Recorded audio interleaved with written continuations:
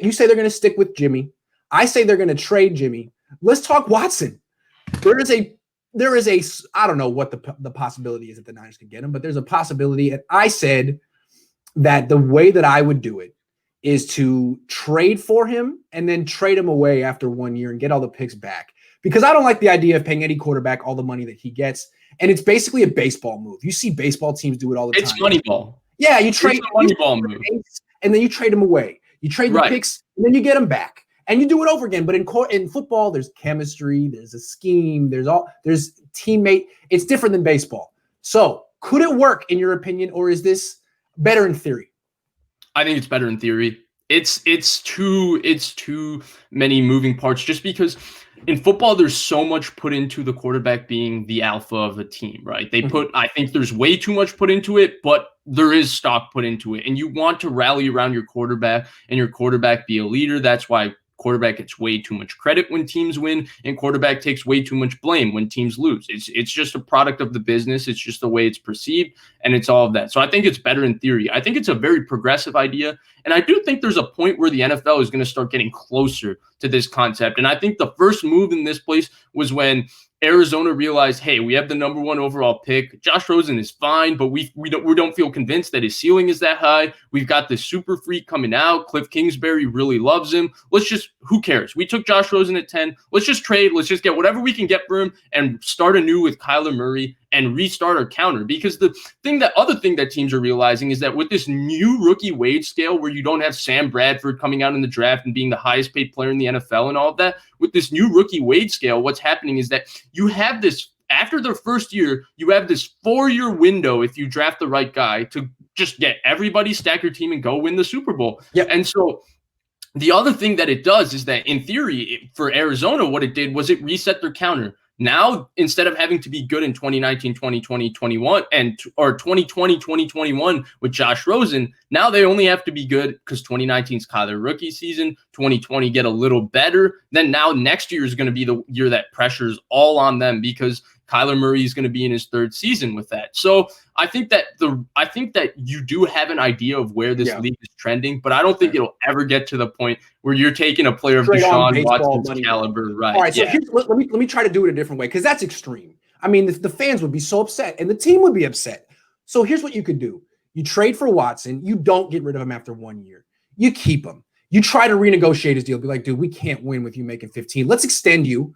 Let me give you another signing bonus. Can we backload it? Let's try to work together.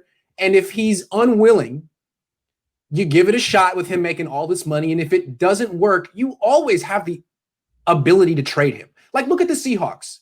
They could trade Russell Wilson whenever they want and get a haul, even though he's super expensive. I mean, a lot of teams are dying to spend all this money on quarterbacks, even though it doesn't really work. So, you could trade Watson whenever you want. You could try it out. You could try to win with him making all this money and think, him and Kyle make it work. If they don't, you trade him in 2 years. You trade him in 3 years. He'd only be 28.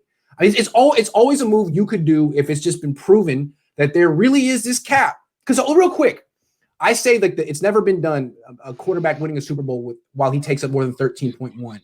Well, really, the line is 10, because the quarterbacks who have won a Super Bowl while making more than 10%, Brett Favre, Eli Manning, Peyton Manning, Tom Brady, Steve Young, that's the list. So the Hall of Famers. You got to have a Hall of Famer, a freaking first ballot Hall of Famer, just to be above 10. And those guys, like Favre did it once, Young did it once, Peyton did it once, Eli did it twice, I think, or something crazy. Like, it's not easy to do, especially during the age of a rookie wage scale, because as long as there's a great quarterback on a rookie scale, and there's always going to be one or two, always. Now it's Mahomes and Allen. Right. You're kind of screwed. I mean, Aaron Rodgers is probably not going to win the Super Bowl this year just because Allen and Mahomes exist. Sorry. Yeah.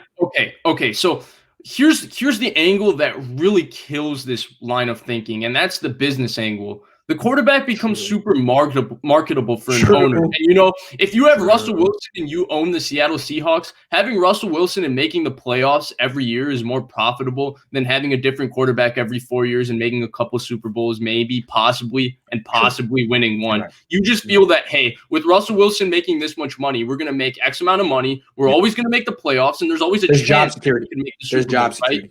Right? So, for example, like from the Jets' perspective, The Jets should absolutely trade for Deshaun Watson because they don't have to worry about him, being too expensive to win a Super Bowl. They just went 2-14. They need relevance. They need job security. They need the playoffs. And if it doesn't work, maybe they'll figure it out 5 years from now. But a team like the Jets should absolutely want to give this money to a quarterback. So a team like the Jets is really super interesting when it comes to Deshaun Watson, right? Because you can do what kind of the Niners did with Jimmy Garoppolo in 2019. And we talked about this, right? Nobody else on the roster was paid. So you had this highly paid player in Garoppolo and then a cheap roster. And the Jets theoretically could pull that off because all their young starter, very good type players like a Marcus May. I'm not sure if Marcus May has been re-signed. Can someone clarify that? But a Quinnen Williams, a Mekhi Becton, all these guys, Denzel Mims came on at the end of the season kind of strong. People really like him there. So you have all these guys who are super cheap. So yeah, Deshaun is very expensive, but you're not paying a premium at any other position. Everybody else is cheap. And then you could have a Super Bowl type roster for Deshaun that way. But then in 2 years, when everybody else has to get paid, then you would be stuck in that same situation. I got one last thing to say, then we'll move on. For this to work, like to take the Billy Bean Moneyball approach to quarterbacks, I was talking about it with a friend of mine from high school last night. Kevin, if you're watching, shout out. What Billy Bean would do is he would draft 2-3 quarterbacks a year, and just say, like, you know what, it's an inexact science. You really don't know who's going to be a great quarterback. Take 2 or 3 a year, give yourself a chance. The problem is you can do that in baseball because there's the minor leagues. And that's what they do. Like, pitchers are just as important as quarterbacks. Pitchers are very important, and they get a lot of money. And so they get drafted in the top 10. But teams don't just throw them out there. They put them in the minors. They develop them, and they draft a whole lot of them. And they say, we'll see who rises to the top. In the NFL, it's like, no, I'm only going to draft a quarterback like in the first round, like once every 15 years. And whoever that guy is has to play right away. And if he fails, he fails. If he succeeds, it's like maybe the NFL should actually invest in some type of a spring league for quarterbacks so you could do something like this and actually develop these guys. I mean, this is way a tangent, but you could actually pull this off if there was a way to develop young quarterbacks, but there just isn't, man. Practice squad, it's hard. I can't hear you. You can hear me? Can you hear me? Yeah, I can hear you. Oh, I can hear you. Hold on. Yeah, leave. All right. Man, that was like the most brilliant thing I ever said, and Vish never heard it. He's never going to hear what I had to say. I think it's pretty smart. I've been pushing for a minor league for football for a long time. You want these young quarterbacks. You can't develop the young quarterbacks. You should be drafting 2 or 3 of them a year. And if you could, and send them to a AAA football, man, there would be much better quarterback play throughout the league. And football would just be more fun in general. There we go. Yeah, can you hear me? So how much of that did you hear? So I gave my entire pitch for minor league football. You were talking about your friend Kevin and something about how the baseball has minor leagues. I got lost. Real quick, I can do it in 10 seconds. Pitchers in baseball, just as important as quarterbacks in football. Pitchers get paid a lot of money. They get drafted high. But the MLB teams don't just take a guy in the top 10 and put him on their team. They put him in the minors. They develop him. And they draft a lot of pitchers, and they figure some will rise to the top, and we don't know which ones it'll be. Imagine if you could do that in football. Draft 3 quarterbacks a year, put them in a spring league, let them develop, and see what happens. It might be a 6th-round pick who's great. It would be super cool, right? And it would be the NFL would make more money because I'm pretty sure people would watch minor league football if that exists. So, but the problem is there's too much feelings with the NFL, right? Like the Eagles thought they had a quarterback theoretically. People thought they had a quarterback in Carson Wentz. Right. They proceeded to draft Jalen Hurts. It ruined Carson Wentz. And now Carson Wentz, it got to the point where they lost Doug Peterson, and Carson Wentz, the moment he got benched, said it doesn't work with him and Doug Peterson and all of that. So I think there's way too many feelings, and you need the alpha mentality with the quarterback. There's too much of that, and that's why you would have to have like an organizational. You'd have to be like, look, guys, we do not give second contracts to quarterbacks. We just don't do it. It's an organizational philosophy. So we draft 3 a year. Understand if you're getting drafted by us, you're not getting a second deal. So you go on the field to audition yourself to another team. And you know what? If you play really well and have a great career, we might sign you on your 4th contract when you're 37. We're just going to miss your prime because we don't shop. It's like we don't buy new cars. We just shop used. We go, it's like, I'm not going to pay that premium. You know what I mean? I think a team eventually will do that. And, the Patriots might be able to do that with Jimmy G. They might be able to get him to come down a little bit because of how hurt he's been the last few years. We should I think next topic. I think that if the Niners cut him, I think they'll sign him for 10 to 12 or 10 to 15 million dollars, and they'll be on their way because they'll be able to retool that roster quickly. But we'll see. Yeah. Raj says we should make a deal with Trent and sign and trade him to a team like the Bengals for 1-2 first-round picks. It will give us picks and save us cap. We're going to get to Trent Williams. Thank you for the question. Thank Grant you for the loves donation. that idea, I by the promise way. we're going to get to Trent Williams. I will not let that one go. Hold on. Jay says, you see Kyle, I